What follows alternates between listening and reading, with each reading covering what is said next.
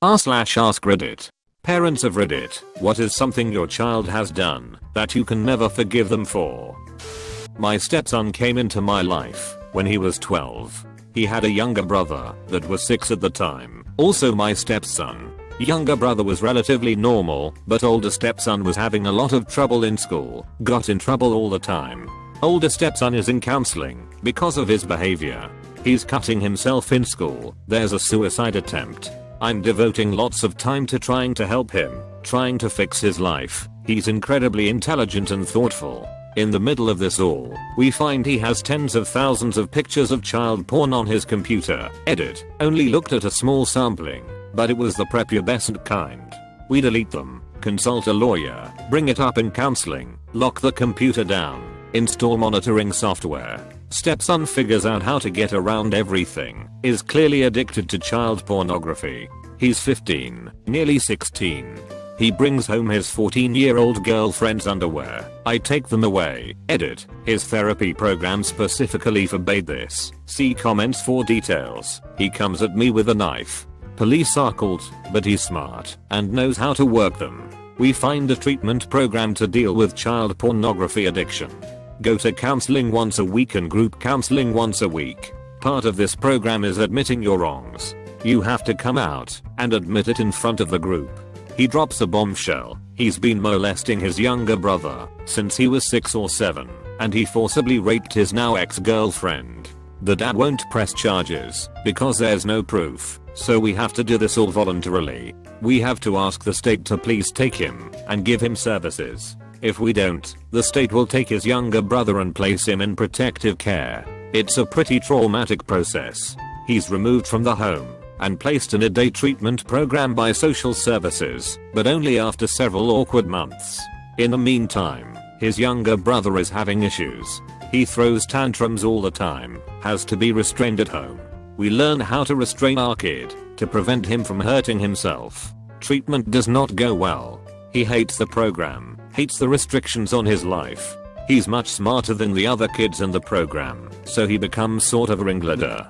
He's labeled high risk and a potential psychopath. Eventually, he's about to turn 18 and the state is going to end their custody over him, since he's a voluntary case. He has to figure out what to do, or he'll be homeless, as he can't come back to living with us. He asks if we could just kick his younger brother out of the home and make him go live in state care so he can come live at home. I forgave him for most of it, but I'll never be able to forgive him for that moment where he was absolutely remorseless, where he asked if he could just take the place of his victim because the path he had chosen made his life harder. He knew very well what he was asking. He was never sorry for his actions. When I was a kid, I was playing outside and took a rock from the driveway and carved "I love you mom" in huge letters across the side of my mom's brand new Camaro. She cried to her dad because she didn't know what she should do. How could she punish me for saying I love her? My mom usually explodes when she wants to, but this one time she had to keep it all in. She still says she wants to beat my ass because of that. Well, this will be an interesting one. For the record, I'm the son in question. I remember the day when I told my mother that my 17-year-old girlfriend was pregnant. Something changed in my mother and it definitely was not for the better. I knew I had fucked up, but didn't truly understand the struggle like my mother did. You see, my mother had me when she was 17 also. She had scholarships to go to art school and potentially make something of herself. She ended up taking care of me instead. I remember my mother looking at me and saying, "You are stupid if you choose to take care of that child." We got into a fight over it. I felt that, since I was the dumbass that got my girlfriend knocked up, I should be the one to take care of it. I had computer repair skills and a knack for working hard. Finding work wouldn't be that hard, would it? Fast forward a few years and I can understand just exactly what she meant. Please note, I do love my children every single day and wouldn't trade them for anything. I spent those years watching as all my friends grow further away from me. Most got distant and didn't want to talk to a guy who had 2 jobs and a kid. I was a buzzkill for most of them. I struggled and pushed through everything that I had to take care of her. I honestly wasn't sure if I was going to make it for a while. 2 jobs making minimum wage isn't enough to afford daycare and a 1-bedroom apartment here in Iowa. I feel I lost a portion of my sanity through those times. I spent most of it wondering what life would be like if I gave her up for adoption and had done what my mother suggested. Would I be happier? I would have graduated and have a job making significantly more money than I do now. I did eventually prosper, but my mother and I have never been the same. She lost custody of me when she was younger because she couldn't keep up. She was definitely proud of me when I received my degree and got a real job. It took 6 years to do what would have taken 2. I still did it though. My mother was never going to forgive me for putting myself through exactly what she went through. I proved her wrong nonetheless. Just because you are destined to fail doesn't mean you will. I have a second beautiful daughter and a wonderful girlfriend whom I plan on marrying next year. This story is kinda the opposite of the question. My mother forgave me for something I never thought she would. This was a few years ago. I had lost my job and was going broke quickly. I needed money for rent and bills, and I really had nowhere to turn. One day I just panicked and committed an armed robbery to get a few bucks. I figured that if I wasn't caught immediately, I would get away with it. 5 days later the police are at my door. They take me to the station and charge me with robbery. I deny everything, but all I could think of was that the next few years would be in prison. I had only spent 5 days in jail previously for a DUI to this event. When they booked me finally they told me I could make one phone call. The only number I knew was my mother's. It's been the same since I was a kid. I turned the call down. I was too embarrassed. A few days later I had to go to medical for a physical. The nurse asks if anyone knows I'm in jail. I don't know why I told her, but I mentioned that I chickened out of calling my mom. She points to a phone in the office and tells her I can call her now. I just remember the phone ringing and hoping to God she wasn't home, but she was. I expected her to disown me, but she just seemed more concerned about my safety and if I needed anything. She said she would be proud of me, no matter what I did. The next day the jail tells me I have a visitor. I walk in and there is my mom. She starts crying and just smiles. She tells me that she's happy to see me and that she put $100 on my books so I can buy some supplies because she knows no one else would do it for me. My mother visited me once a month for 2 years. I received cards weekly, and even when I told her to stop sending money I would get a random $50. I guess the point is she never gave up on me. My mother and I talk all the time, more than before. I still get cards about once a month with a note inside reminding me how proud she is of me.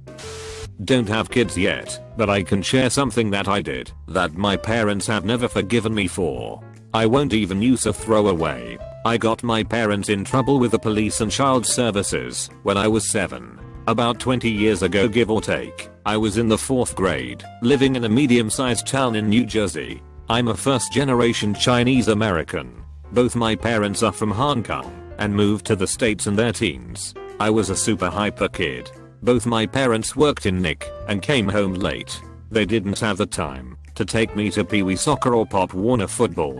So, I was always the disruptive kid in class, as school was my only real outlet for socialization. To all the kids who grew up with their parents throwing around a football or a baseball, Thanksgiving dinners, Christmas presents, yeah, I wished I had parents like yours. Anyway, my parents are both very traditional immigrant Chinese people. So when I was bad, my parents used to discipline me. I didn't know any different at the time. My father used to use this bamboo stick or the handle of a feather duster to do it. I just thought that everyone went through the same thing. Well, one day at school, a teacher got wind of it. I don't remember how exactly. Maybe they saw a bruise. Maybe I mentioned something. Maybe I wanted the attention. It's all a fuzzy blur, but very quickly, word went from my teacher to nurse, from nurse to principal, from principal onward. You get the point. It got ugly fast. Phone calls were made, and that night detectives were at my house. My parents knew something was up cause they started getting phone calls. When my mom got home from work, I remember she said hey Wap instead of my normal name of Wapoon. She'd never called me that in my life. I knew I fucked up. It was bad. Very bad. I tried explaining that my dad never hit me cause he was angry or enraged. but it was just the way he did things. I guess that lessened what punishments would have come their way. Eventually, things started to clear out. We were lucky, I guess. We had to go through family counseling. My parents never forgave me for that. From that till now, I've been treated as a second-class citizen till the time I left the house and went to college. I would get the 1-ply toilet paper while everyone else got the 2-ply, so to speak. I had a kid sister whom they babied and gave the world to and celebrated. Growing up, I felt more like a financial liability to my parents rather than their flesh and blood. I became an angry teenager who listened to a lot of Rage Against the Machine and Papa Roach at the time. I cringe at Papa Roach as I type this. I can empathize with both sides though.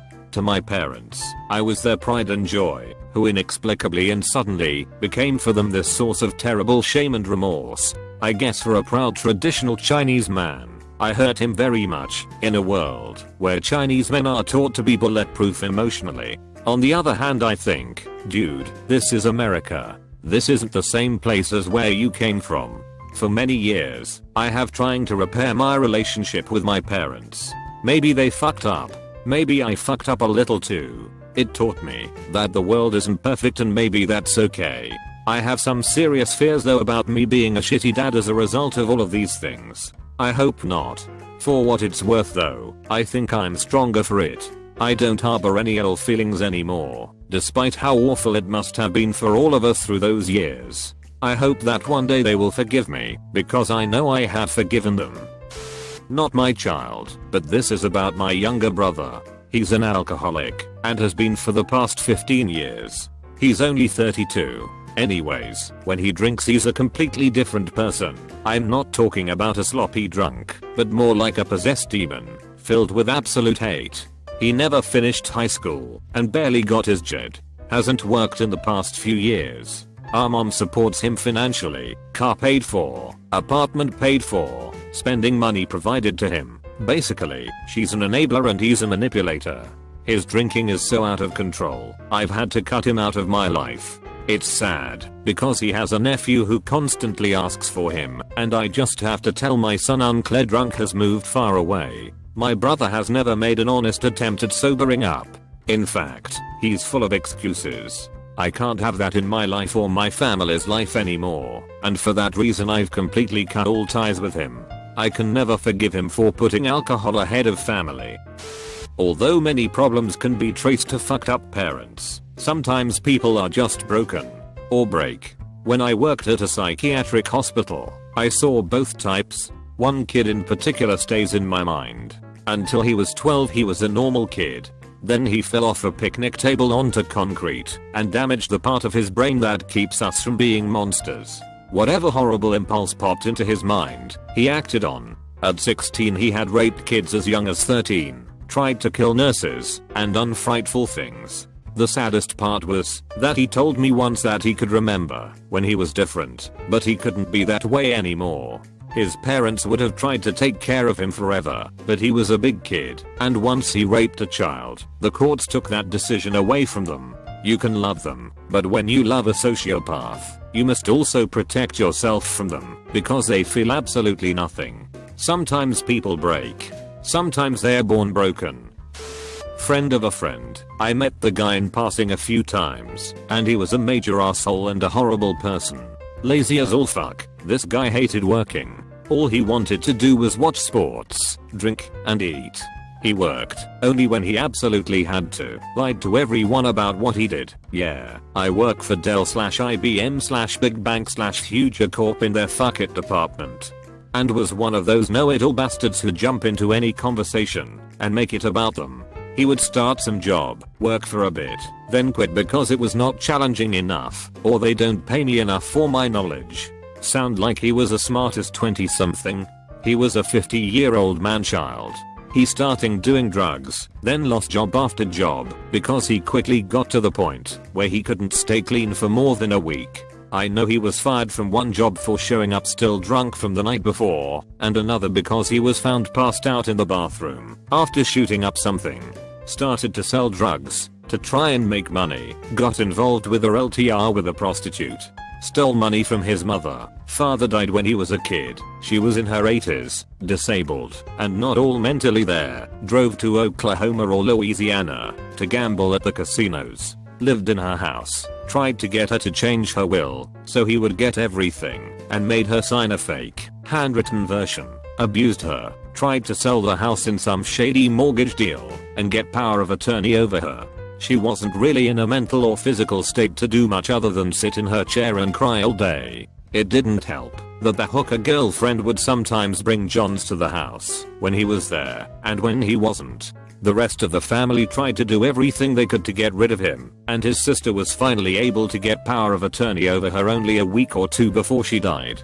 Even though they got her into a nursing home, she declined quickly. Afterwards he wasn't supposed to get the house, but he refused to leave. He basically started to hoard crap inside and barricaded himself in while the family was trying to get him to leave. The police wouldn't get involved. Don't know why. Less than 6 months after his mother died, he was killed, or died of a heart attack, or something. Remember the prostitute girlfriend? Yeah, she and her 21-year-old son showed up one day and beat him to death.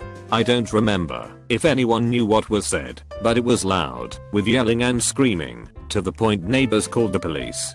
The son and his whore mother got in their car and drove off before the cops got there. They walked in, found his body, and since they knew who he was, called his sister and aunts to let them know. No charges, no investigation worth a damn, just another druggie dead, as far as they were concerned. After the rest of the family came in to clean up and sell the house, they found drugs stashed in closets and under trash, and anything of value of the mother's gone.